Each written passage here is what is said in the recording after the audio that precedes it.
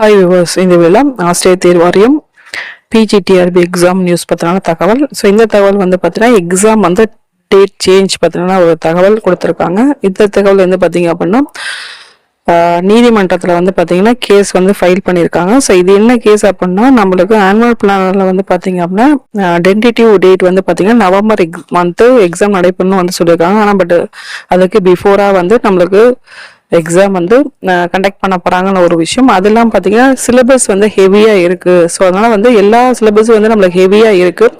So இதனால் வந்து பார்த்தீங்க அப்படின்னா நம்மளுக்கு இன்னும் படிக்கிற டைம் தேவைப்படுது. ஏன்னா ஒரு எக்ஸாமில் வந்து பார்த்தீங்க அப்படின்னா எல்லா விதமான, அதாவது GK, again psychology, then again அடுத்தது வந்து பார்த்தீங்கன்னா மேஜர் முதற்கொண்டு நம்மளுக்கு சிலபஸ் வந்து சேஞ்ச் பண்ணியிருக்கிறதுனால கட்டாயமாக வந்து இதுக்கு டைம் வந்து அதிகமாக வந்து தேவைப்படுது அப்படின்றதுக்காக கேஸ் ஃபைல் பண்ணியிருக்காங்க.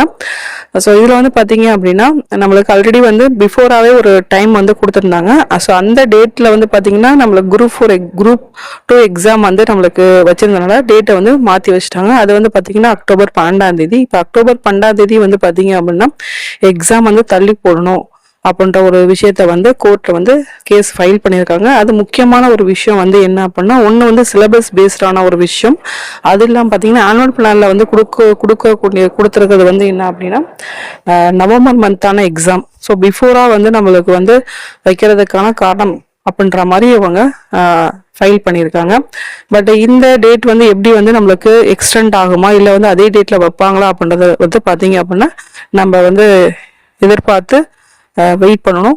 ஸோ மேக்ஸிமம் வந்து பார்த்தீங்க அப்படின்னா சொன்ன டேட்லேருந்து ஆல்ரெடி ஒரு டேட் ஃபிக்ஸ் பண்ணி நம்மளுக்கு டேட் வந்து சேஞ்ச் ஆகிருக்கு. அப்புறம் ஷுவராக வந்து நம்மளுக்கு டேட் இதே டேட்டில் இருக்க வாய்ப்புகள் இருக்குது.